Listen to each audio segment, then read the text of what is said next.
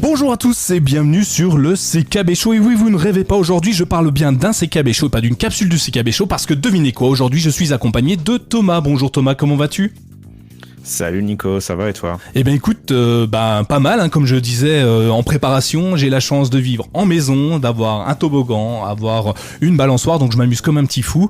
Et pour l'instant, on n'est pas trop malade, donc tout va bien. J'espère que chez toi et que tous nos auditeurs ne sont pas malades non plus. Et puis s'ils sont malades, qu'ils prennent le plus soin d'eux. Donc voilà, tout se passe plutôt pas trop mal, je dirais, pour l'instant. Tu m'as dit que toi, vous montiez carrément des hôpitaux de campagne. Hein. Vous en êtes venu là avec les militaires, tout ça, quoi. Ouais, c'est assez dingue. Il y a des militaires pas très loin de chez nous qui créent des hôpitaux sous des tentes, enfin qui montent des tentes pour créer des hôpitaux de campagne. Donc voilà. Donc ça fait un peu peur. On essaye de pas trop y penser. On essaye de se dire que si on est vigilant et qu'on fait bien attention, qu'on ne se touche pas le visage, qu'on se lave bien les mains, a priori ça devrait aller. Mais comme on l'a dit, on va pas parler trop de ce genre de choses. Je pense que vous en entendez suffisamment parler. Donc nous, on va vous parler de Chromebook. Il y a très peu de nouvelles de Chromebook qui sont directement liées à ça. Il y en a quelques-unes d'ailleurs, mais a priori, on va vous offrir une petite parenthèse histoire de parler, et de penser à autre chose et de parler d'autre chose. C'est ça. Et vous allez voir, c'est vraiment génial. On s'amuse. On va vous faire rêver. On va vous faire sourire. J'espère, en tout cas. C'est tout. On va vous faire passer le temps aussi parce que vu que vous êtes tous confinés, comme j'ai expliqué juste avant, passez pas en 1.2 pour nous écouter pour une fois, pour être sûr que ça passe pas la barre de 1 heure, mais écoutez-nous en 0.8. Hein, ce sera mieux. On passera plus de temps ensemble. On s'amusera beaucoup plus, vous allez voir, c'est vraiment sympa. Et en plus des nouveautés, on en a beaucoup, Thomas. On en a beaucoup. On va parler évidemment des évolutions de Chrome OS, parce que ça, il y en a eu depuis qu'on s'est vu, Thomas, enfin entendu, il y en a eu quand même pas mal. Mais également des nouveautés de Chrome, parce que Chrome touche un peu tout le monde, hein, qu'on soit sur Mac, sur PC ou sur PC, sur Windows, Linux ou même Chrome OS. Il y a des évolutions sur Chrome qui sont accessibles à tout le monde. Et puis on finira par une petite dose de news en vrac, des trucs qu'on n'a pas su positionner. On n'a pas réussi à créer une catégorie spécialement pour eux, donc on les a mis à la fin. On s'est dit, au pire on les mettra là, hein. Puis si on n'a pas de temps on les vire, c'est ça, hein. Donc on devrait bien s'en sortir et on devrait pas trop dépasser les 1 heure pour une fois. On y va, on attaque directement dans le vif du sujet. Allez, c'est parti. Alors, pour commencer, on va parler d'un truc qui est assez intéressant, qui montre que Google aime son produit et apprécie son produit et a enfin envie de le vendre et de vanter ses mérites auprès de tous les potentiels acheteurs de produits. Parce que tu l'as entendu, on parle enfin, oui, je vais mettre le enfin avant, c'est bien, on parle enfin d'un label fonctionnel avec Chromebook, un stickers que les constructeurs d'accessoires viendraient coller sur leur boîte pour dire que cet accessoire, que ça soit une souris, un casque, je sais pas quoi, une webcam ou un câble, est compatible Chromebook et Chrome OS. Donc c'est un stickers comme pouvait le faire Microsoft avec le stickers, tu sais, qui reflète là un peu 3D. Je sais pas si tu t'en souviens de ce stickers. Il y est déjà encore toujours d'ailleurs. Non, ça existe encore ça ? Ça me dit rien du tout, mais ouais, c'est ça, c'est l'idée de mettre un sticker. Alors pour les certains, en gros, tous les constructeurs s'amusent à faire ce genre de choses. Hein. Il y a fonctionne avec Google, fonctionne avec Nest, ce genre de stickers. Donc là, il y a un nouveau sticker qui dit fonctionne avec Chromebook. Et ça va cibler a priori les périphériques en fait qui sont officiellement compatibles avec Chrome OS. C'est ça, Nico ? C'est ça, et c'est officiellement compatible. C'est pas le constructeur qui le dit, d'après ce que j'ai compris. C'est Google, l'équipe en charge de Chrome OS, qui aurait testé les accessoires pour donner ce label à ces sociétés. Et dans les sociétés, tu as déjà regardé la note ou pas du tout ? Tu as lu ? Si. Ah merde, tu l'as lu. Alors je voulais te faire devine qui a signé le partenariat avec Google, parce qu'il y a des grands, hein, il y a des très très grands qui ont signé pour mettre ce badge. Je sais pas ce que ça leur coûte de mettre un badge dessus. Tiens, je me suis pas posé la question. Est-ce que ça leur coûte de l'argent au constructeur, ou c'est Google qui leur donne de l'argent, ou personne donne de l'argent à personne ?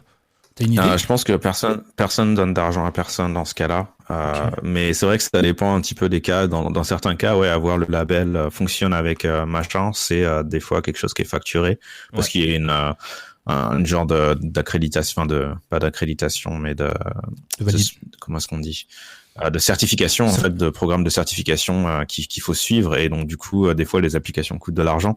Je pense que dans ce cas-là, c'est vraiment quelque chose qui bénéficie à tout le monde et en particulier à Google. Donc, j'ai du mal à imaginer que Google fasse payer ou en tout cas pour l'instant, fasse payer les constructeurs pour avoir ce label.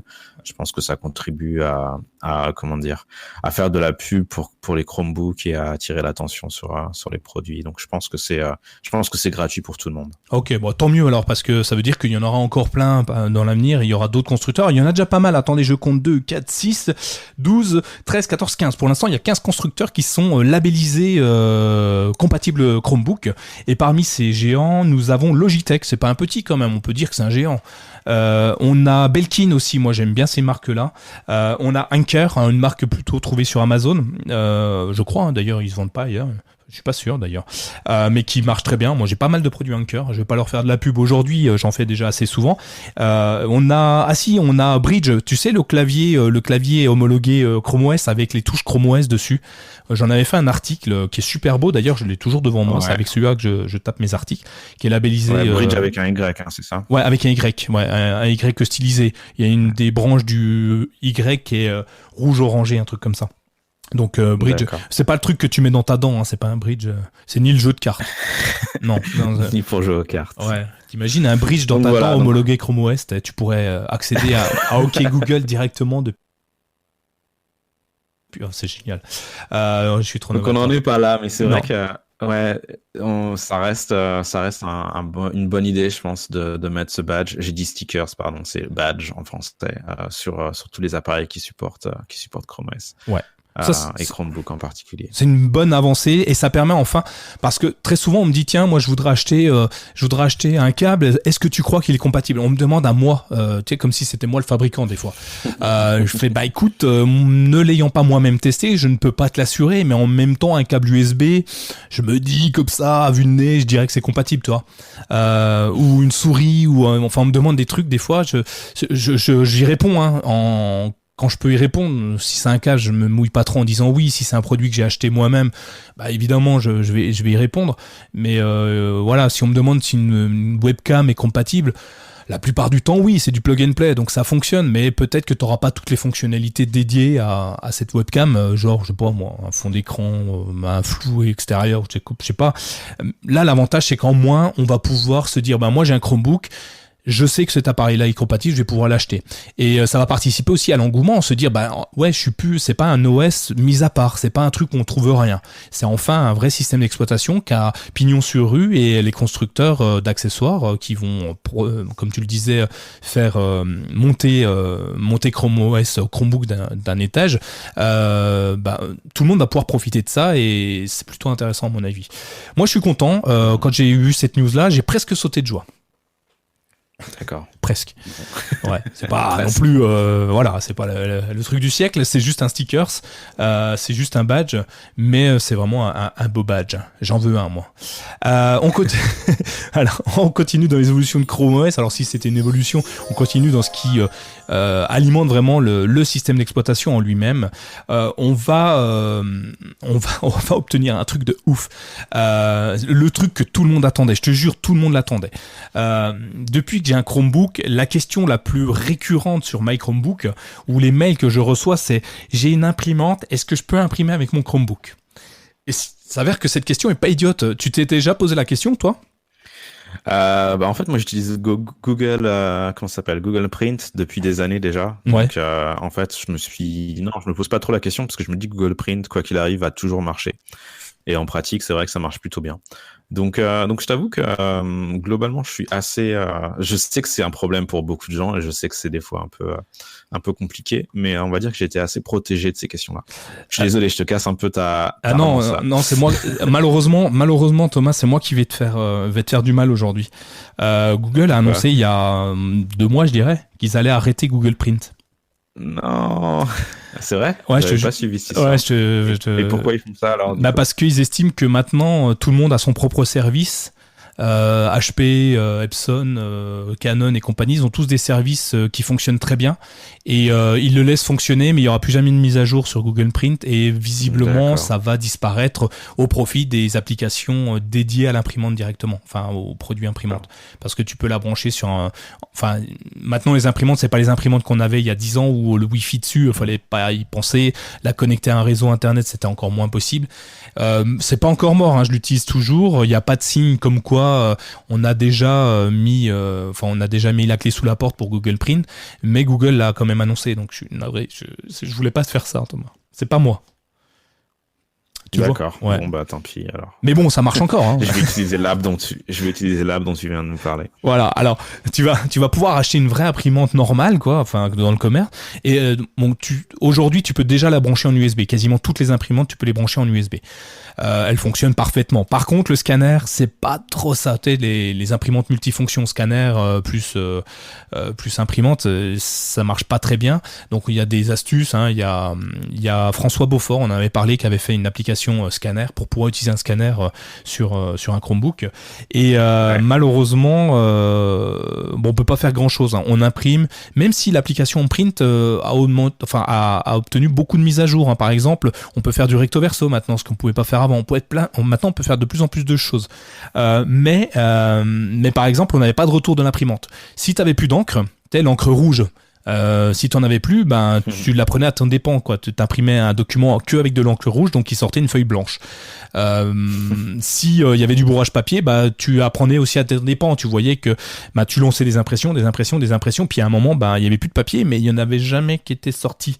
Donc tu t'es dit, c'est mystérieux, j'enquête. Et quand tu ouvres le truc, et là tu vois un accordéon de papier, c'est magnifique. Ça fait pas de musique, ça pourrit toutes tes feuilles, mais c'est magnifique.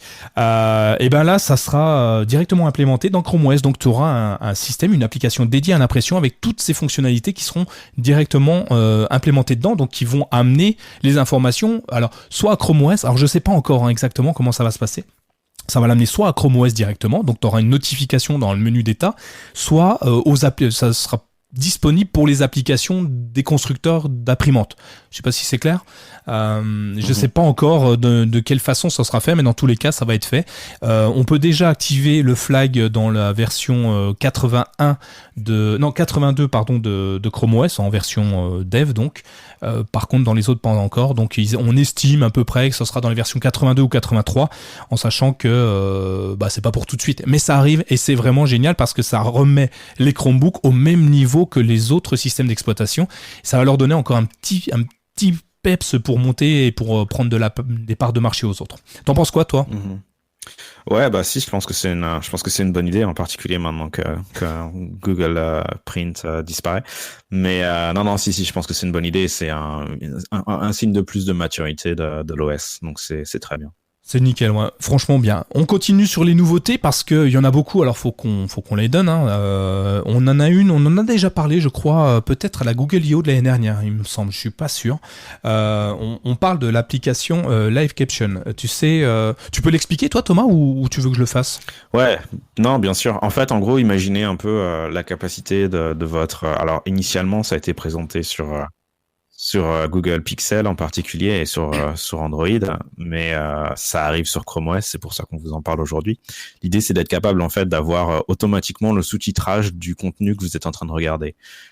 Donc quel que soit, alors si vous regardez une vidéo sur YouTube, l'application YouTube offre déjà le sous-titrage, mais imaginons par exemple que je sais pas, vous avez un ami qui vous a envoyé une vidéo que vous recevez, je sais pas, via n'importe quelle application, que vous êtes sur Twitter par exemple et que vous regardez une vidéo sur Twitter, ou que même vous êtes sur Snapchat et que vous regardez une vidéo sur Snapchat, vous pouvez directement activer le sous-titrage automatiquement. Et donc du coup c'est l'appareil, donc les Google Pixel jusqu'à maintenant, qui vous faisait automatiquement la transcription, le sous-titrage du son en fait, qui était joué par l'appareil.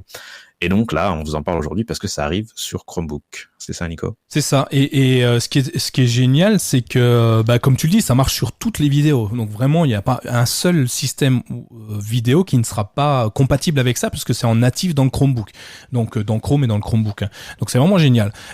Si on extrapole un peu, parce qu'on va pas en parler, mais on va en parler quand même un petit peu. Google vient de lancer au début de semaine, le 16, je crois, vient de lancer l'application à travers l'application Google Translate, vous savez, pour traduire des phrases que tout le monde utilise sur Internet pour traduire. Aujourd'hui, ils ont lancé donc la possibilité de traduire instantanément une discussion. Donc, ça peut être associé, tu imagines, tu auras ton live caption qui va lire, enfin qui va transcrire ce qu'on entend, et Google Translate qui va te le traduire dans ta langue. Donc tout ça assez rapidement, j'imagine, ça peut s'intégrer, ça peut être vraiment sympa pour écouter une langue, je sais pas moi, tu veux écouter du japonais, si tu parles pas japonais, c'est quand même compliqué. Là, tu vas pouvoir enfin écouter une vidéo et comprendre ce que la personne te dit. Moi, je trouve ça bien, que tout ça finalement ça va se rejoindre clairement, hein, c'est fait pour, ça va se rejoindre et ça va être vraiment génial. Moi j'adore, je signe déjà. Alors pour l'instant Google Translate ça marche sur Android, mais ça marche aussi sur l'application Android sur Chromebook. Si vous voulez l'essayer, vous pouvez, il y a un petit bouton qui s'appelle Transcribe, vous cliquez dessus puis ça fait une conversation vocale, ça vous demande juste la langue de parler, et enfin la langue principale et la langue secondaire. Donc si vous parlez français-anglais, il y en a un qui est français puis l'autre anglais, il va automatiquement se débrouiller pour savoir qui parle et te le traduire automatiquement. C'est génial en fait. Ce qui fait que donc c'est pour l'application Google Translate du coup qui tourne sur Chrome OS, c'est ça? Ouais, l'application Android qui tourne sur Chrome OS. Application Android de transcription, de live Google Translate. Ah, Google Translate. OK. Ouais. Donc tu peux la télécharger et l'utiliser.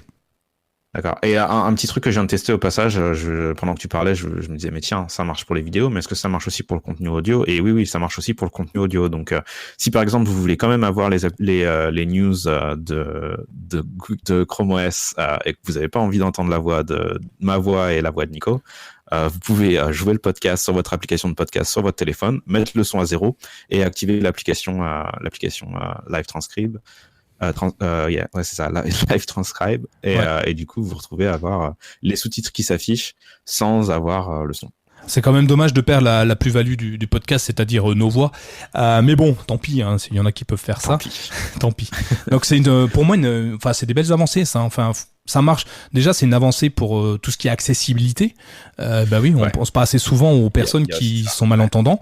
Mais c'est une belle avancée aussi pour casser les frontières, parce qu'on va pouvoir échanger avec les gens sans la barrière de la langue. On va pouvoir parler à un Suisse et le comprendre. Pardon pour les Suisses. Ou un Belge, et on comprendra. Bref. Je te laisse la responsabilité de ce genre de commentaires. Ouais, c'est une blague. D'ailleurs, je trouve pas ça marrant. Imagine, t'es mort de rire. Bon, bref.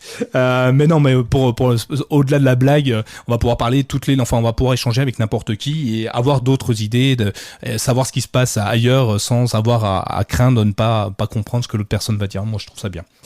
On continue un petit peu sur les évolutions de Chrome OS parce que, comme je disais, il y en a beaucoup. Une avancée assez intéressante. On aime ou on n'aime pas. Il y en a qui n'aiment pas. Moi, j'aime bien. C'est le système, le mode ambiant qui arrive sur Chrome OS. Est-ce que tu sais ce que c'est que le mode ambiant ? Ouais, c'est ça, juste la luminosité de ton écran, c'est ça? Ah ouais, moi je pensais que t'allais me faire une blague, genre il y a une boule à facettes qui tombe du toit et puis on a de la musique, tout ça. Non, oui, ouais, c'est ça, oui, ouais. C'est nul. Next, prochaine news alors.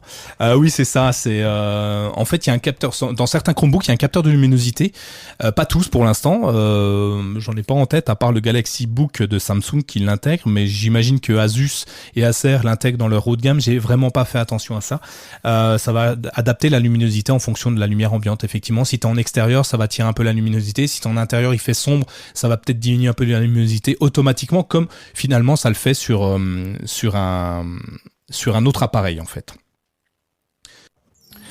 Alors le mode ambiant, c'est pas juste une blague, comme je vous disais, les trucs à facettes, c'est les Chromebooks qui permettent de changer la sensibilité de lumière au niveau de votre ambiance lumineuse. Donc c'est plutôt sympa. Je vous l'ai expliqué tout à l'heure d'ailleurs, je crois. Pour la petite histoire, on a une petite coupure, hein, je le dis Thomas, hein, on a une petite coupure audio de 3 heures qui Vive Internet, vive la France. Donc le mode ambiant est très sympa. Ça met de l'ambiance en tout cas. Hein, c'est la preuve, on est avec nous deux. C'est clair. On passe à autre chose du coup. On enchaîne. Ouais, on va enchaîner directement sur le clavier flottant. Pas une blague, une petite blague pourrie ou pas, non? Ça va sur le clavier flottant? C'est toi l'expert. C'est moi l'expert des blagues de merde. Non, alors... Je l'ai pas dit comme ça, mais... Non, alors pas de blague. Le clavier flottant, tu le connais, vous le connaissez tous sûrement. Vous l'avez déjà vu sur Android, sur certains... Je sais pas si Apple, ils en ont un. Il me semble que oui, peut-être pour les gros produits.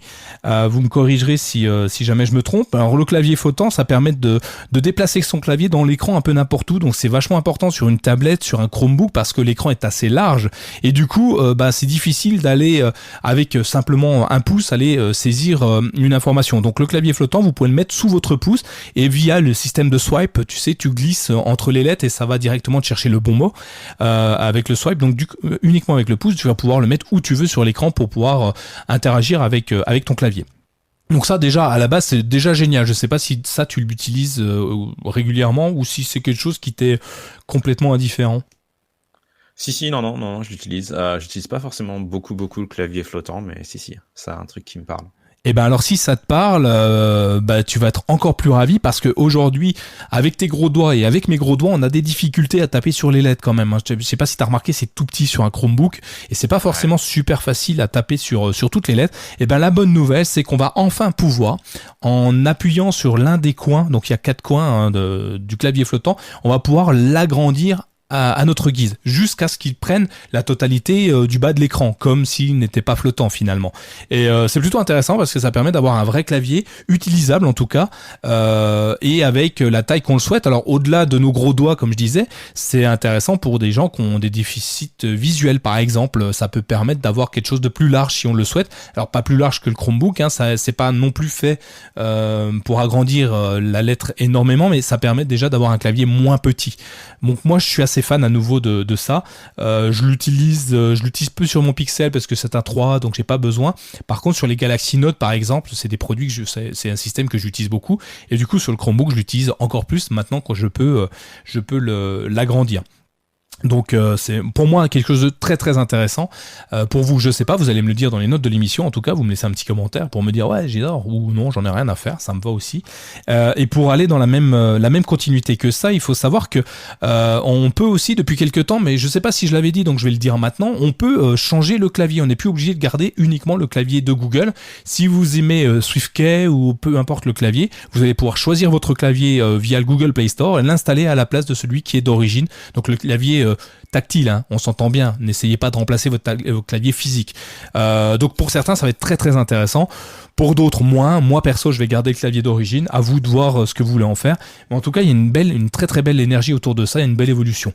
Est-ce que tu vas l'utiliser plus ou ça changera rien? Ouais, si, mais j'avais juste une question avant pour toi, Nico. Est-ce que tu utilises alors, toi, du coup, des claviers différents? Est-ce que tu as testé? Tu dis que tu utilises le clavier de Google, mais... J'en ai utilisé beaucoup. J'avais utilisé à l'époque, SwiftKey, justement. Le clavier TCE qui avait intégré le système de swipe. Tu glisses de lettre en lettre pour faire le mot, comme j'ai expliqué tout au début. J'avais trouvé ça génial, mais tellement génial que j'avais du mal à passer. Par contre, le clavier, il était pas très beau. Je trouvais pas ça joli. On pouvait changer les thématiques. Mais pour moi, c'était tellement accessoire et tellement laid que je le gardais uniquement pour cette fonctionnalité-là. Il y en a d'autres que j'ai testé, mais j'ai jamais trouvé vraiment ce que je voulais. Et puis, Google a fait évoluer son Google Keyboard au fur et à mesure et a intégré ses fonctionnalités. Donc, SwiftKey, par exemple, on l'a maintenant. Le système de swipe, on l'a directement dans Google Keyboard. Donc ça me va très bien et je l'utilise énormément, hein, sincèrement.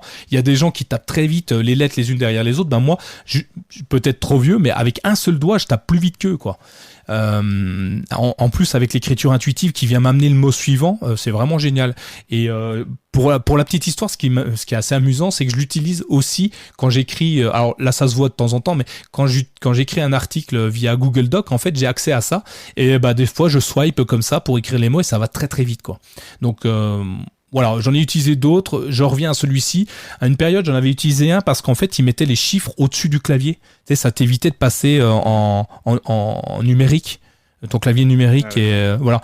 Mais Google, maintenant, l'intègre également, donc j'en ai plus besoin. Et puis maintenant j'ai ma mécanique, enfin j'ai pas envie de changer. Et puis des fois changer de... Ça me fait de la peine. Il y a Google qui vient me dire que ça lui faisait de la peine. J'ai pas envie de changer et j'ai plus l'impression de perdre du temps à chercher un clavier qui m'irait mieux que de rester sur celui-ci. Donc je reste sur celui-ci. Et toi, tu utilises un autre clavier? Non, non, sur Android, j'utilise Gboard, mais là, non, clairement, j'utilise pas suffisamment. Je suis pas encore un expert du mode tablette suffisant pour faire des optimisations en termes de clavier. Ceci dit, il y a le Lenovo IdeaPad Duet qui va bientôt arriver et j'ai hâte que ce nouveau Chromebook arrive. Et là, Ouais. pour le coup, vu que c'est une tablette, je pense que j'aurai l'occasion de faire des tests de keyboard. Ouais, et ce sera, à mon avis, très intéressant, hein, le fait de pouvoir slider dessus directement sur une tablette. Ça doit être intéressant pour ceux qui ont l'Acer Tab 10, par exemple, puisqu'il y a déjà du Chrome OS sur tablette, ou les CTL qui font des tablettes tactiles complètement. Ouais, ça va être, à mon avis, très très intéressant. Hein. On va voir, on verra ça à l'avenir. En tout cas, pour les nouveaux produits et ceux qui veulent l'essayer, allez-y, essayez-le dès maintenant, c'est possible. À partir de la version, je crois 80 de Chrome OS, vous me redirez si je me trompe, mais il me semble que c'est la version 80. On continue, cette fois on va un petit peu parler de la concurrence. Et oui, on n'en avait pas encore parlé, tu te rends compte? Si, un petit peu, j'ai parlé de Microsoft au-dessus. On va parler de Apple. On va parler de Apple, pas pour leurs produits, mais pour une fonctionnalité que Google vient de leur voler, enfin leur emprunter, hein. Ils l'ont pas volé parce qu'ils l'ont toujours. C'est le système de Hot Corner. Tu m'as dit que tu connaissais, mais que tu n'utilisais pas parce que tu n'y trouvais pas d'intérêt, c'est ça, hein? Ouais, ouais. Et c'est une fonctionnalité qui est très ancienne d'ailleurs, hein. Les gens qui utilisent des Mac depuis longtemps savent que c'est un truc qui a toujours été quasiment depuis plusieurs décennies peut-être pas plusieurs décennies, mais ouais, depuis très longtemps, on va dire, sur macOS. Et donc, les hot corners, je sais pas comment on appelle ça en français d'ailleurs, mais l'idée c'est quand vous ramenez votre souris dans un des coins, ça active une fonctionnalité. Donc, ça peut mettre en veille votre ordinateur, ça peut éclater toutes vos fenêtres, comme ça vous avez une vue de toutes les fenêtres qui sont ouvertes. Donc voilà, donc moi c'est clair que moi qui utilise quand même beaucoup Mac, c'est un truc que j'utilise pas tellement, on va dire, cette fonctionnalité. Mais peut-être qu'il y a des gens, peut-être que certains d'entre vous qui avaient utilisé Mac ou qui utilisent Mac encore aujourd'hui, ça vous parle et peut-être que vous l'utilisez. Et donc du coup, ça arrive sur vos Chromebooks. Moi j'attends, je vais essayer, je te dirai si ça me plaît ou pas, je sais pas pour l'instant, j'ai vraiment pas mal d'interrogations là-dessus. Et pour ma traduction, je dirais c'est un coin chaud, hein, c'est un coin chaud, comme un hot dog, c'est un chien chaud. Traduction littérale évidemment, mot à mot. Hein. Donc ouais, dites-nous vous comment vous l'utilisez pour ceux qui utilisent déjà des Mac. Ça peut être intéressant de savoir comment eux l'utilisent au quotidien, s'ils l'utilisent et pourquoi et quel est l'avantage qu'ils ont trouvé pour voir si moi je vais en trouver un intérêt quelconque. En tout cas, à voir dans l'avenir. On continue, on est un petit peu moins gai, on a des petites choses qui sont... Ah non, on en parle peut-être à la fin dessus. Hein, qu'est-ce que t'en penses? On va en parler en vrac. On en parle à la fin. Ouais, on en parle en vrac, ce sera très bien. Voilà. On parle des onglets, on parle du mode tactile un peu. Ouais, c'est génial. Alors là, je suis très enthousiaste. Donc Chrome évolue énormément. On est passé dans la partie Chrome là, vous savez. Je vous ai dit qu'on avait deux parties, Chrome OS et Chrome, et puis une troisième en vrac parce qu'on sait pas quoi en faire. Donc là, on va parler du mode tactile de Chrome. Génial, franchement génial. Aujourd'hui, on a l'avantage, la chance que les fans d'Apple nous envient, en tout cas, d'avoir un ordinateur complètement convertible et pas à 2000 euros. Google s'est dit, tiens, si on commençait à améliorer un petit peu Chrome pour que sur nos Chromebooks, on ait la possibilité de l'utiliser complètement au doigt. Vous l'avez essayé, j'imagine, sur votre Chromebook. Vous avez lancé une fenêtre Chrome, un onglet. Tu as appuyé sur le tout petit plus, enfin tu as réussi à appuyer avec ton gros doigt sur le tout petit plus en haut à droite, tu rappuies sur plus, tu as des onglets en vrac, c'est difficile de passer de l'un à l'autre sans le clavier, il faut cliquer, c'est vraiment très compliqué. Et bien avec la nouvelle mise à jour, en fait, ils ont intégré un système tactique qui est vraiment génial façon Android. Tu l'utilises, le navigateur Chrome d'Android, d'ailleurs tu me disais que du coup grâce à ça tu avais compris ce que je voulais te dire. on a sur Chrome, on a un petit carré qui apparaît dans l'omnibar avec un nombre dedans qui va varier en fonction du nombre d'onglets que vous avez ouverts. Il suffira de cliquer dessus, je peux te dire qu'avec un gros doigt ça marche. Tu cliques dessus et ça va descendre l'omnibar et afficher en haut de l'omnibar la totalité des onglets ouverts en mode fenêtre, comment on peut appeler ça? Fenêtre active? Non, fenêtre visuelle? Ouais, Comment appeler ça? c'est des onglets avec la visualisation des... comment est-ce qu'on appelle ça? Les vignettes. Ah oui, voilà, avec les vignettes de chaque site, donc ce qui te permet de voir directement quel site est ouvert et t'as plus qu'avec ton doigt cliquer dessus et automatiquement ça referme cette barre qui est apparue au-dessus pour ramener l'omnibar tout en haut et ne plus avoir d'onglets, ce qui nous donne une lisibilité du site web vraiment géniale parce qu'on n'a plus ces onglets disgracieux qui viennent nous embêter et c'est vraiment sympa pour passer de l'un à l'autre. On appuie sur ce petit bouton, ce petit carré, ces petites icônes qui nous ouvrent toutes les vignettes et on choisit celle qu'on veut pour aller où on veut. Et on la déplace pareil, hein. On la prend, on fait un clic tenu dessus et on la slide, on la glisse comme on veut, à l'endroit où on veut. C'est vraiment super bien fait. Et je peux te dire que maintenant, je prends du plaisir à utiliser mon Chromebook dans le canapé quand je n'ai pas besoin forcément du clavier, que je veux juste faire du surf, à utiliser le mode tactile. Et ça me surprend parce qu'avant, je ne le faisais pas du tout parce que je trouvais ça trop contraignant, trop difficile. À chaque fois, je galérais à passer d'une fenêtre à une autre, même si c'est pas non plus très complexe, mais c'était pas assez intuitif pour moi et là c'est vraiment sympa et vraiment très intuitif. Est-ce que tu t'as fait la mise à jour et tu l'as toi ou pas? Ouais, c'est un truc avec lequel j'avais joué déjà à l'époque. Et un truc aussi à noter, c'est que vous n'êtes pas obligé d'appuyer sur le petit carré avec le nombre d'onglets. Vous pouvez aussi glisser vers le bas pour révéler la liste de toutes vos vignettes. Ouais. Le tips de Thomas, le TT. Merci voilà. Thomas. J'avais même pas vu, hein. Je jure. Merci Thomas.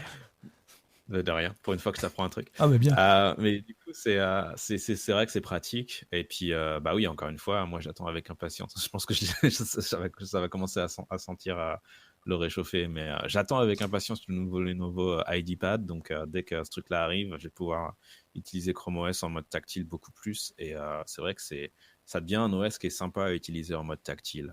J'utilise pas d'iPad, donc j'ai aucune idée de... comment dire, la façon, l'ergonomie en fait de l'iPad. Je pense que bon, clairement, Apple a peut-être pas une longueur d'avance, mais a quand même une certaine expertise en la matière.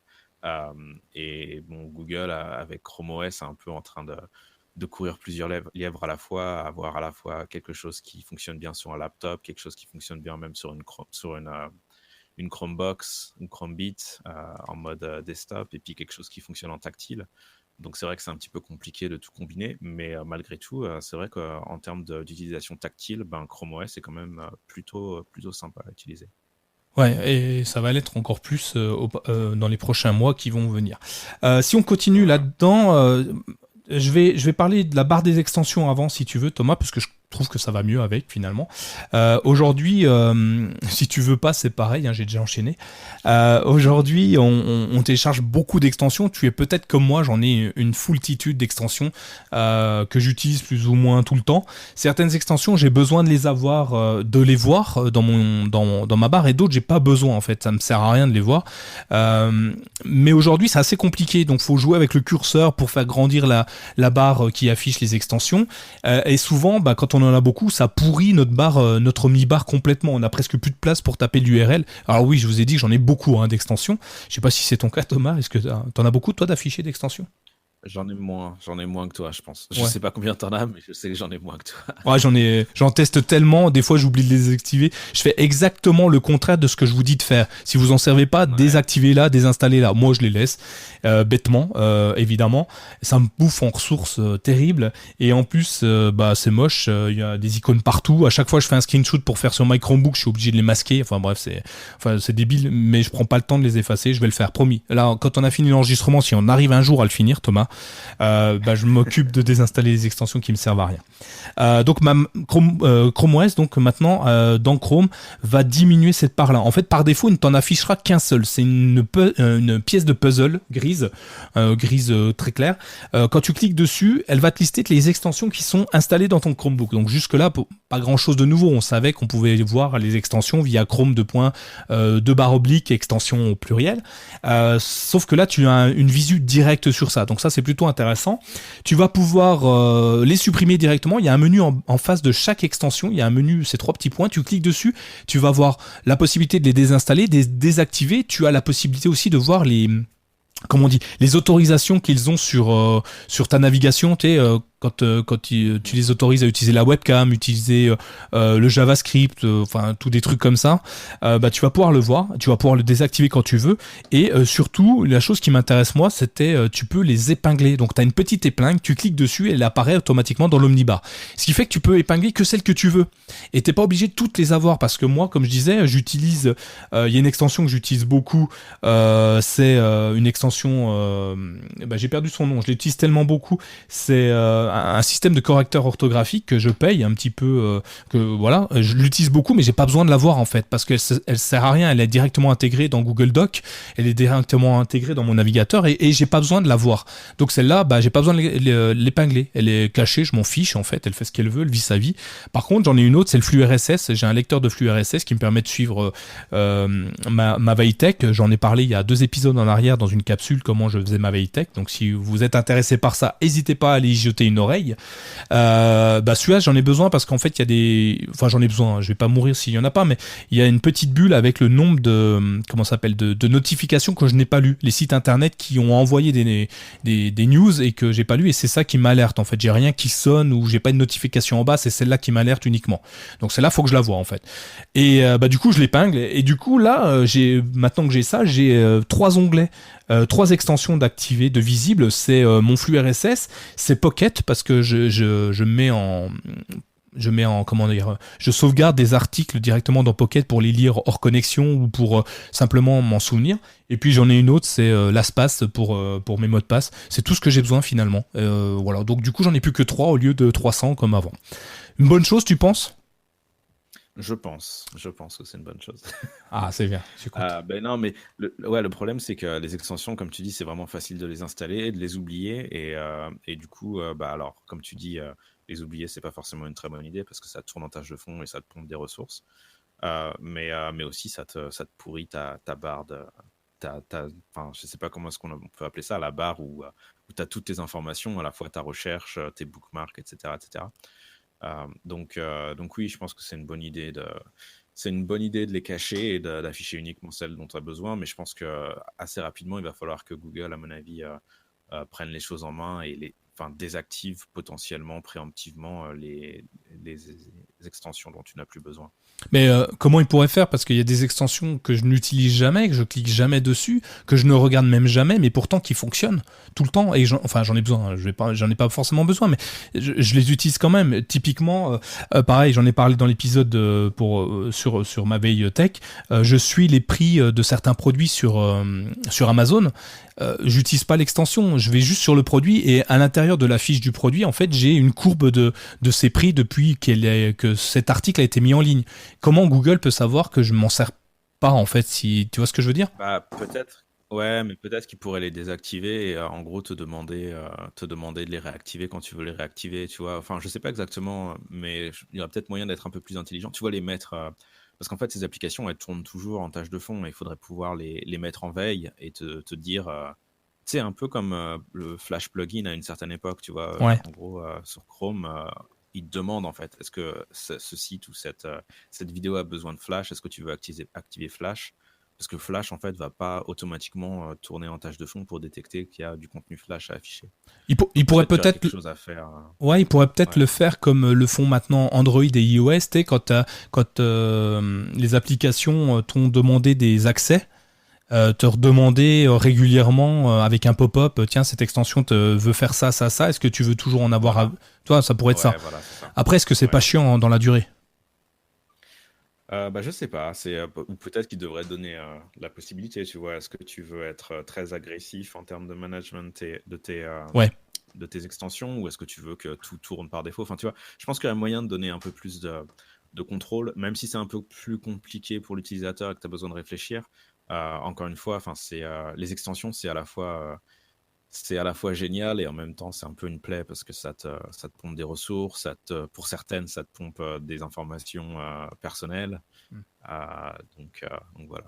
Mais je pense que c'est une bonne idée, ouais. Faudrait le. Je sais pas comment on peut leur remonter des idées, mais je pense que c'est une bonne idée que tu as eue. Tu travailles pas chez Google par hasard, non?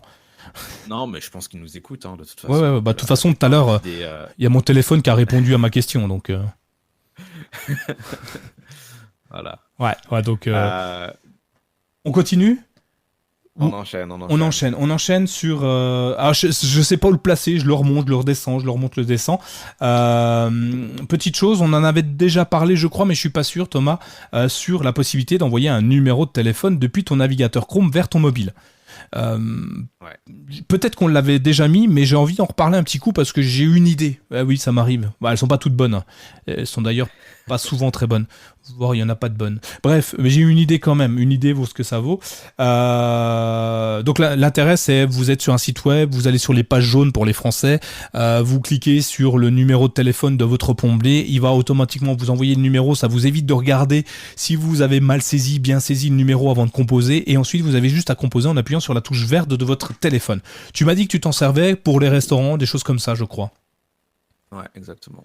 Eh ben, moi, je, Tu t'en servais pour le plombier. bah, ouais, enfin, oui, enfin, pour, en fait, bon, alors, oui, oui, pour le plombier, entre autres, mais pour l'électricien, hein, enfin, tous les gens que j'ai pas dans mon répertoire. Ah, ok. Voilà, c'est, tu vois, genre, mon dentiste, je vais pas le garder dans mon répertoire, j'ai pas envie de l'appeler tout le temps, en fait. Donc, et de me dire qu'il est pas dans mon répertoire, ça veut dire que j'aurais pas tendance à l'appeler souvent et que j'aurais pas trop souvent de problèmes. Tu vois, comme le médecin, je préfère aller le chercher, ça me rassure de savoir que je l'ai pas dans mon répertoire, tu vois. C'est fou, hein, mais ça me rassure de savoir que il faut que j'aille chercher l'info. C'est mieux. Pour moi. Mais bref. Et puis j'ai trop de numéros dans mon répertoire, faut que j'en vide aussi. Comme les extensions, j'en ai 350, faut que j'en vide quelques-unes. Mais une autre chose qui m'aurait intéressé, si on parle d'idées, comme ta super idée des extensions qu'on va amener vers Google, ça aurait été la possibilité de pouvoir composer un appel directement via Duo. Je t'en ai parlé un petit peu avant la présentation. C'est-à-dire que plutôt que de l'envoyer vers ton smartphone en cliquant sur envoyer vers machin, ça serait envoyé vers application interne à Chrome OS. Parce que moi j'utilise Duo beaucoup, de plus en plus. Je sais pas si tu l'utilises Duo, toi. Pas trop, trop. De temps en temps, si, quand même. Mais pas énormément. Bah, c'est vrai que c'est difficile de savoir qui est-ce qui l'utilise et qui est-ce qui a l'application installée. Oh, pourtant, je trouve pas ça difficile parce que il s'avère que je m'en rends compte tous les jours régulièrement. J'ai des amis qui passent sur Android ou qui changent de téléphone en ce moment, quelques mois, et à chaque fois qu'il y en a un qui est sur un nouveau smartphone Android, en fait, je reçois une notification en disant, il y a un tel qui a Duo, veux-tu lui faire un petit coucou? Donc le mec, il sait même pas qu'il a Duo, que moi je le sais déjà. Alors Google le savait, il me l'a dit, et moi maintenant je sais que je le sais, donc je vais pouvoir lui dire. Et je peux lancer directement un appel, un coucou vers la personne. Donc en fait, dès qu'il l'a installé ou qu'il l'a sur son téléphone par défaut, en fait, si c'est dans ton répertoire, tu sais que cette personne l'a installé. Donc c'est plutôt intéressant et du coup depuis mon Chromebook je passe de plus en plus d'appels via Duo. Alors ce qui est intéressant avec Duo c'est que ça peut être et du vocal ou de l'audio, hein, ou du comment ça s'appelle, vocal ou visuel, pardon. On n'est pas obligé de se voir forcément pour discuter avec les gens. Et heureusement, hein, à la levée du matin, imagine pas maquillé, pas coiffé, si tu me vois, c'est horrible, quoi. Ça te fait pas rêver. Mais là, ça permettrait de pouvoir lancer l'appel, par exemple, via Duo, via Skype, via n'importe quoi, tu vois, si on pouvait le faire directement. Et pour l'instant, on peut pas. Donc, petit bras levé à Google. Si vous pouvez faire ça, je suis content. J'aimerais bien le faire, moi. J'aimerais bien l'avoir, en fait. Voilà, c'était juste pour ça que je voulais en parler, pour dire à Google, faites ce que je vous demande, s'il vous plaît, messieurs les Googliens. Donc Ouais, voilà, on verra. on verra. Si ça marche, vous direz, on l'a entendu au CKB Show.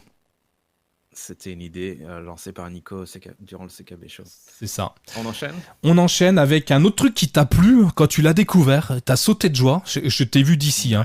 Le terminal de commande Linux qui se met à jour. Est-ce que tu veux en parler rapidement ou tu veux que moi j'embraye dessus? Non, je peux en parler rapidement. Ouais, ouais. En fait, c'est quelque chose dont j'avais entendu parler dans un podcast qui parle aussi des Chromebooks en anglais. Et ils en parlaient en disant des choses assez positives, mais j'avais pas encore testé jusqu'à ce que tu m'en parles. Et donc là, j'ai regardé. Et en effet, c'est vrai que c'est génial. C'est le terminal de Chrome OS. Donc pour les gens qui développent sur Chrome OS, enfin qui développent en utilisant leur comment ça s'appelle, ordinateur portable sous Chrome OS, ou qui développent des applications pour Chrome OS aussi. Donc du coup, vous avez un navigateur qui était assez, comment dire, on sentait que c'était vraiment un truc de barbu, pas très simple à utiliser, pas très joli. Et donc, en fait, le navigateur a bénéficié d'une mise à jour un peu comme Material Design en termes d'interface et d'ergonomie. Donc, on a les onglets, des jolis onglets, on peut changer les couleurs. Enfin, il y a un menu pour la configuration et les settings qui est assez avancé. Et ça supporte aussi le fenêtrage. Donc, vous pouvez avoir une fenêtre de votre navigateur, vous n'êtes pas obligé de votre terminal, vous n'êtes pas obligé d'avoir le terminal en plein écran. Donc voilà, donc c'est clairement pas forcément quelque chose qui changera la vie de tout le monde, mais si vous utilisez Chrome OS pour faire du développement, que vous, de temps en temps, comme Nico, vous lancez des commandes pour bidouiller ou pour activer des fonctionnalités sous Linux, eh ben, sachez que le terminal est beaucoup plus joli qu'il ne l'était sur les versions précédentes. C'est ça, et je dirais même plus, je bidouille pas, hein. Enfin, c'est pas que je bidouille pas, c'est que est-ce qu'on appelle ça de la bidouille que d'installer un logiciel ? Simplement, on l'installe en ligne de commande. C'est vrai. Je te reprends, mais parce que sinon les gens vont se dire, non, c'est pas ça, c'est que les gens vont se dire, enfin ceux qui nous écoutent et qui connaissent pas encore Chrome OS, ils vont se dire, oh là là, Linux sur Chromebook, bah, merci, mais non merci, quoi, c'est trop compliqué. Alors que non, c'est une ligne de commande, tu la connais, point, tu la mets, ça marche. Toi, tu veux installer un truc, tu sudo apt-get installe et puis le nom de ton logiciel, c'est tout. C'est même plus simple que certaines choses sur Windows où il faut aller chercher le logiciel, il faut le télécharger. Ensuite, une fois qu'il est téléchargé, il faut double-cliquer, il faut paramétrer tout ça. Là, sur Linux, en fait, tu vas juste chercher ta commande, enfin le nom, enfin même tu vas rien chercher, tu tapes le nom puis il se démerde en fait. Pour faire les mises à jour, t'as une commande qui fait et les upgrades et les mises à jour de toutes tes applications d'un coup. Et c'est pour ça que oui, c'est pour des barbus parce qu'on tape avec des doigts sur des couches pour faire des lignes. Un mot, en fait, c'est une langue finalement, mais c'est quand même très intuitif. Bon, c'est sûr que c'est pas aussi intuitif que Google Play Store ou App Store ou des choses comme ça, mais c'est hyper intuitif. Et moi, j'utilise des applications Linux très souvent parce que ça me permet de faire plein d'autres choses. Par exemple, on m'a posé la question. On a un nouveau rédacteur à la rédac de My Chromebook qui est professeur des écoles et il est passé sur Chromebook. Je raconte ma life et la life de My Chromebook en même temps, et il s'avère que quand il est passé sur Chromebook, il adore, c'est tactile, le stylet pour jouer avec les enfants, pour aider les enfants à créer. Il a trouvé ça génial. Par contre, il lui manquait un truc, c'était un tableau de bord interactif. Tu sais, les trucs qui permettent de, je sais pas à quoi ça sert. Si c'était comme les dashboards connectés, en fait, tu écris sur ta tablette et ça apparaît sur l'écran, une chose comme ça. Et lui, il n'arrivait pas à trouver un équivalent. Et moi, je lui ai trouvé. Il m'a dit le nom de son logiciel. Je suis allé voir s'ils avaient une version Debian et ils en avaient une. Et je lui ai donné juste la ligne de commande et il me dit mais putain c'est génial, ça marche, c'est cool, et ça prend 3 secondes. Donc tu vois, je veux pas défendre Linux parce que c'est pas, voilà, tant mieux, ça marche. Je veux pas dire que c'est pour les barbus ou pas les barbus, mais faut dédramatiser le truc en disant que c'est pas très compliqué à faire.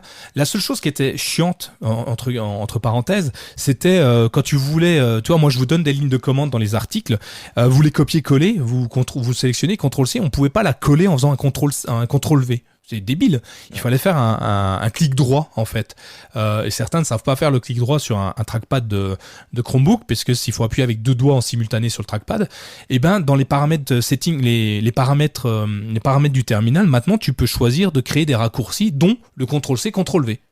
Et ça, rien que ça, c'est génial quoi en fait. Ouais. Voilà. Non, c'est vrai.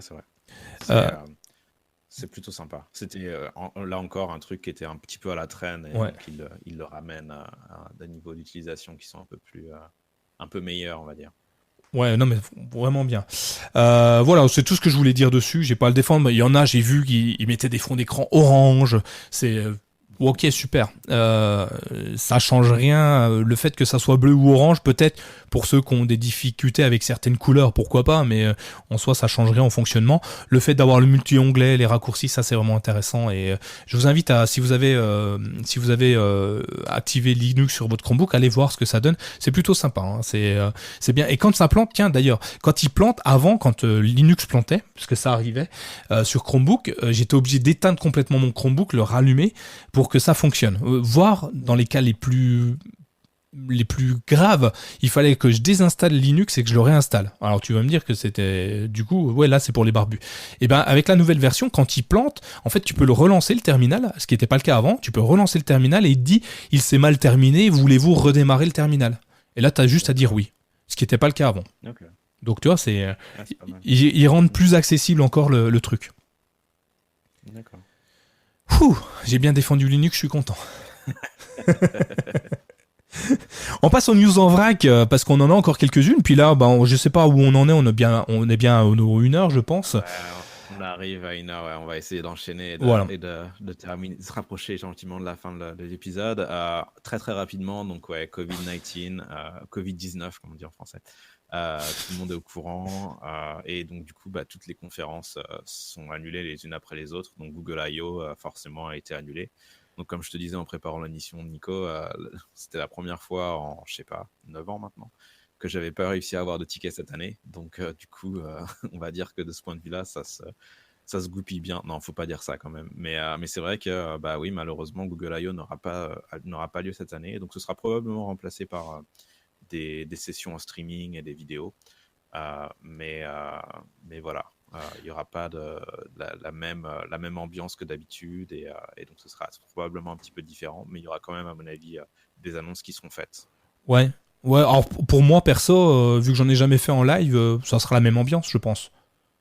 Ouais, c'est ça. Il y aura probablement moins d'audience et de gens de foule en délire qui crient, mais bon, c'est vrai que faut s'attendre à des annonces de Google.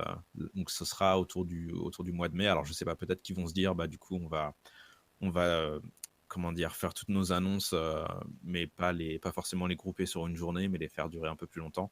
Ils n'ont pas encore fait de clarification quant à ce qui va se passer précisément. Ils ont dit que la conférence était annulée, mais ils feraient quand même des sessions pour les développeurs et tout ça en live sur YouTube. Donc voilà, je pense qu'on en saura plus dans les semaines à venir. Et puis quelque chose qui est en général lié à Google I.O., c'est l'annonce des nouveaux du Pixel A en fait, donc la version un petit peu moins chère, un petit peu plus abordable du Pixel. Et donc là, on parle de téléphone. Donc le Pixel 4A a pas été complètement annoncé. Je pense qu'il a leaké en fait. Ouais, il a leaké, Mais ouais. bon, ouais, Puis bien, hein. il a fuité, comme on dit en français. Ouais, il a l'air très bien. C'est un peu comme le Pixel 4, mais moins cher, puisque a priori, les prix qui sont annoncés, ce serait autour de 399. Enfin, Mm. les prix qui ont fuité, ce serait 399 en dollars. Donc, je ne sais pas exactement comment ça va être converti en euros. Et donc, c'est pareil, il faut s'attendre à une annonce autour du mois de mai. Il y a de grandes chances pour que ça se passe. En tout cas, c'est ce qui est a priori prévu d'après les rumeurs. Mais bon, on sait qu'il s'est passé aussi des choses en Chine au cours des derniers mois. Donc, en termes de production de nouveaux appareils, il y a quand même un petit peu de problèmes de chaîne d'approvisionnement. Donc, peut-être qu'il sera un petit peu retardé. Mais il y a de grandes chances pour qu'il soit annoncé courant mai, au même moment que toutes les annonces de la Google I.O. Oh, la bonne nouvelle, c'est Voilà. que le Pixel 4a, s'il suit la continuité du 3a, on devrait quand même être sur un sacré bon téléphone. Pour te dire, moi, ça va faire 1 an que j'ai le mien, et ben, j'ai pas eu envie de changer une seule fois. Eh Euh, ben pareil, on en est au même, ouais, on en est au même point. Là, la batterie commence à fatiguer un petit peu, donc je me dis qu'est-ce qu'il faut, qu'est-ce que je fais, est-ce que j'en achète un nouveau? Et puis bon, vu que j'ai vu les rumeurs du 4A, je me suis dit que je vais attendre un petit peu. Mais ouais, on parle d'un appareil à moins de 400 $. Donc c'est encore ça. une fois, en euros, je sais pas combien ça fera. Bah, il sera au même prix, hein, Donc c'est 399 € comme l'année dernière, comme le 3, je pense. d'accord. Je pense, hein. Ouais. Mais ouais. Donc bon, ça reste assez abordable pour un appareil qui est de très très bon niveau. Qui fait quasiment tout aussi bien qu'un Pixel à quelques exceptions près. Donc tu me parlais, Nico, toi, de la recharge sans fil qui te manque. C'est tout, ouais. Moi, ça me manque pas trop. Ouais. Ouais, ce que j'aime bien, c'est qu'il y a encore une prise jack. Donc de temps en temps, ça m'arrive d'utiliser la prise jack. Et puis il y a pas, a priori, tiens, une rumeur qui est à mon avis confirmée, enfin en tout cas qui a été confirmée par pas mal de choses que j'ai pu lire et entendre. Le détecteur d'empreintes digitales est de retour sur le Pixel 4a, Ah ouais, cool. ce qui n'était pas le cas du Pixel 4. Ouais, le Pixel 4 utilisait un truc un peu comme on a sur iOS avec le Face ID, Ouais. enfin ou l'équivalent du Face ID, je sais même pas comment ça s'appelle sur Android. Mais donc du coup, le détecteur d'empreintes digitales derrière, enfin le capteur d'empreintes digitales derrière avait été enlevé. Et moi, je sais pas, il y a un truc que j'utilise tout le temps. Je sais pas si tu l'utilises, Nico, toi, c'est la capacité de glisser sur l'empreinte, sur le capteur Ouais, d'empreinte digitale pour ouvrir tes notifications. ouais, ça je Et l'utilise. du coup, Ouais, c'est vraiment agréable. Hein. ouais, C'est agréable. ouais. Et quand il n'y a plus d'empreinte digitale, et ben, du coup, tu peux plus faire ça. Donc, a priori, ça va rester. Donc, on pourrait continuer à utiliser Cool. cette fonctionnalité. Moi, le capteur d'empreinte, je trouve ça génial. La visio, enfin le truc pour déverrouiller avec le visage, je suis pas très fan. J'ai un petit souci. Je mets des lentilles, donc des fois je mets des lunettes aussi. Puis des fois c'est des lunettes de soleil. Et puis des fois j'ai une casquette. Et puis des fois voilà. Et il me reconnaissait pas tout le temps sur les autres produits. Là, j'ai testé le Samsung. Je peux pas vous en parler, mais le dernier Samsung à la mode. Enfin, qui est en train d'être commercialisé. Et ouais, c'est bien, mais à un moment, ça me bloque. La nuit, par exemple, ça marche pas très bien. Après, j'ai une version d'essai, donc c'est peut-être pour ça.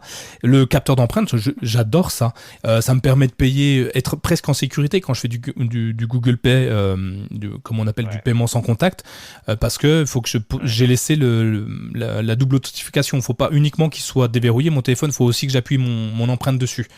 Moi, je trouve ça génial. Et tiens, vu que je te parle de Google Pay, en fait, ils viennent d'intégrer dans Android, tu l'as peut-être. Maintenant, quand tu fais un appui prolongé sur le bouton Power du Pixel 3a, si tu utilises Google Pay, en fait, tu peux scroller directement dans tes cartes bancaires pour choisir celle que tu veux utiliser sans passer par l'application. Ouais. Ça, j'adore. Ouais, j'ai eu la mise à jour aussi. Ouais. Donc, quand tu as plusieurs cartes bancaires qui utilisent Android Pay, c'est très très pratique. Ouais, tout à fait. C'est vrai. Donc, que du bonheur. Ouais, je sais pas, j'espère que ouais, le capteur d'empreinte digitale, va rester et que c'est pas juste un dernier baroud d'honneur, un peu comme ils avaient fait avec le jack la dernière fois. A priori, il n'y a pas de jack cette fois-ci. Ah ouais, ils l'enlèvent. Ah merde. Donc, ouais, je pense que c'est enlevé. Ouais. Je fais partie de ceux qui aiment encore le jack, quoi. Ouais, bah ouais. Parce que j'utilise des comment ça s'appelle, des Airbuds de chez Huawei que je trouve géniaux entre parenthèses. Sauf que en fait dans ma journée je les utilise beaucoup et ils tiennent pas toute la journée, même si je recharge dans la base. Enfin, j'oublie de les remettre dans le boîtier qui permet de les recharger à nouveau. Et puis vu que ça tient quand même un petit peu, quand ça marche le soir, je rentre chez moi, j'oublie de les recharger parce qu'en fait je me dis ouais, il y a encore de la batterie dessus, puis en fait que dalle. Et du coup le matin je me retrouve, j'ai plus de trucs et du coup je prends dans mon sac, au fond de mon sac, j'ai un kit piéton filaire et je le prends, je le branche et ça marche quoi. Et ça marche tout le temps ça en fait, peu importe si j'ai de la batterie ou pas. Et vu que je prends souvent le train, des trajets très très longs, dans mes allers-retours, je peux avoir plusieurs heures de train, mais beaucoup d'heures de train et ça tient pas tout le trajet. Donc du coup, je trouve ça bien moi. C'est bizarre, mais je trouve ça bien. C'est ouais, anti-technologique, je suis d'accord. Ouais, non, mais c'est vrai qu'on met du temps à se faire une raison. Après, bon, il y a beaucoup de. Comme tu dis, ouais, c'est vrai que le Bluetooth, en général, quand il n'y a plus de batterie, il n'y a plus de batterie. Ouais. Mais bon, les appareils Bluetooth sont quand même de mieux en mieux, donc bon, c'est quand même pas mal. Je suis en train de vérifier, en fait, c'est pas complètement certain que le headphones jack soit parti. Apparemment, les leaks, il y a des leaks qui disent que il y a encore un jack. Cool. Donc peut-être que ça va rester. On parle vite fait du coronavirus encore une fois et de la façon dont ça impacte Chrome OS et les releases de Chrome OS. Et puis on va terminer avec ça du coup. C'est ça. Je parlais dans un des articles il y a quelques, on va dire 5-10 jours, je disais est-ce que le coronavirus va mettre les géants de la tech à genoux. Alors évidemment, j'expliquais que non, je vous donnais pas mal de sens, allez voir l'article si vous voulez. Et puis finalement, on tombe sur un truc qui touche directement les Chromebooks et bon, ça me choque pas plus que ça, mais c'est important d'en parler parce que si Google est impacté, en sachant le pouvoir qu'ils ont, toutes les petites entreprises sont forcément impactées. Et en l'occurrence, Google vient de mettre en pause les mises à jour, la mise à jour Chrome OS 81, le chiffre 1, 81, vient de mettre en pause cette mise à jour aussi bien sur Chrome que sur Chrome OS. Ça veut dire que vous n'aurez pas tout de suite.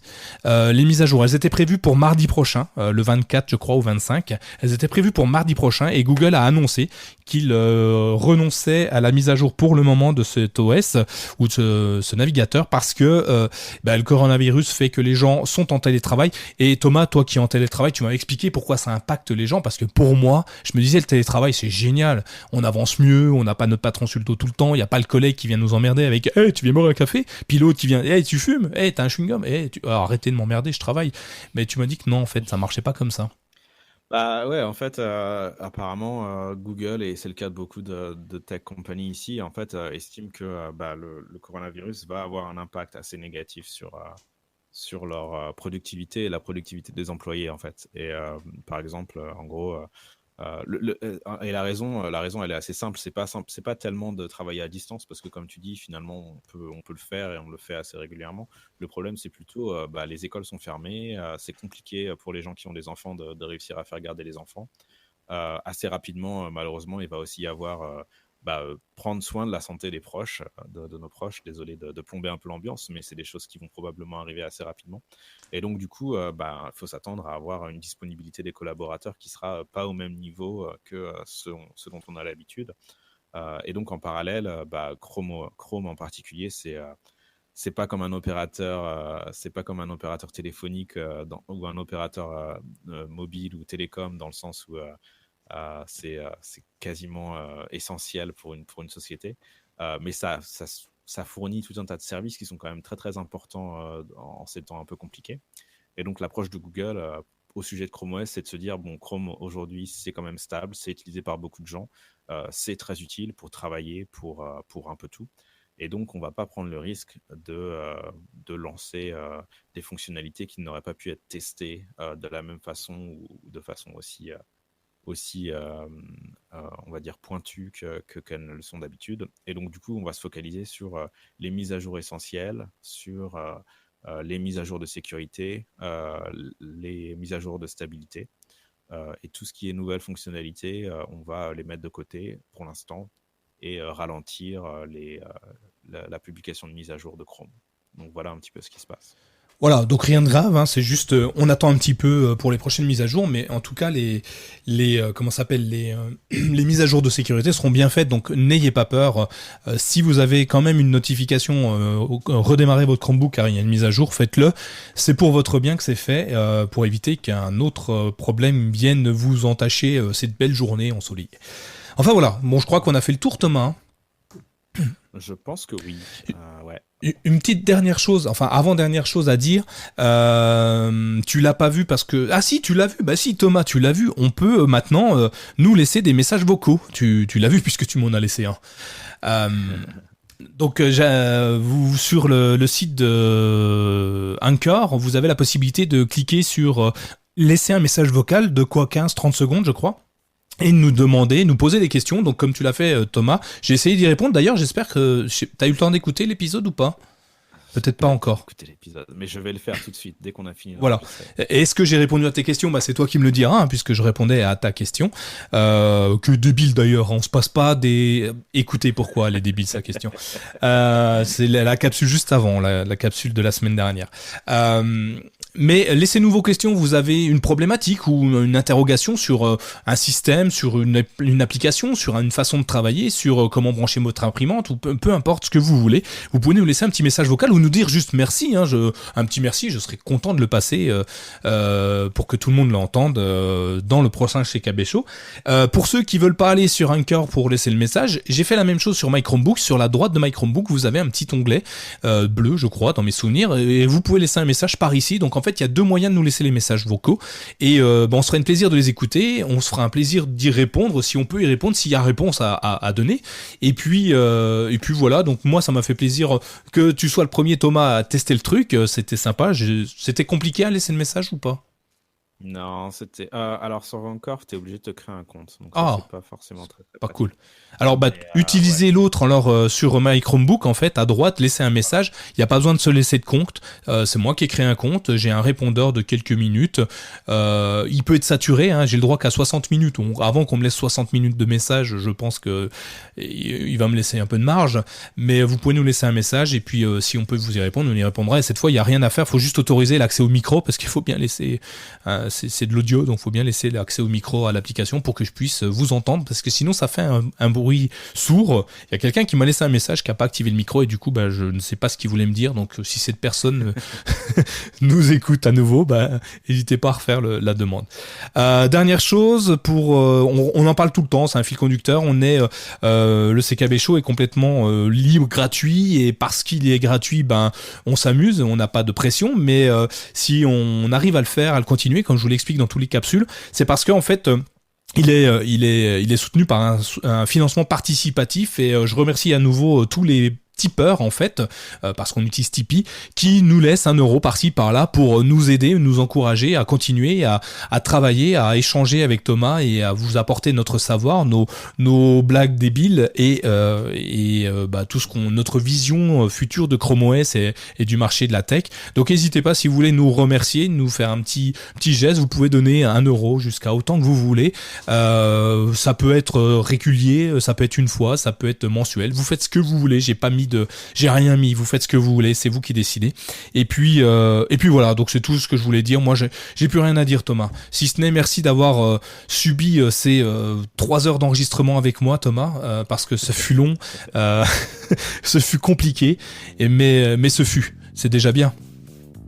Ouais, ça fait 2h30 qu'on discute là, Nico. Ouais. Donc ouais, ça va être un petit peu chaotique. J'espère que ça ne se ressentira pas trop à l'écoute de l'épisode. Et puis oui, on vous dit à la prochaine. La prochaine. Ciao. Et prenez soin de vous. Ciao. Ciao.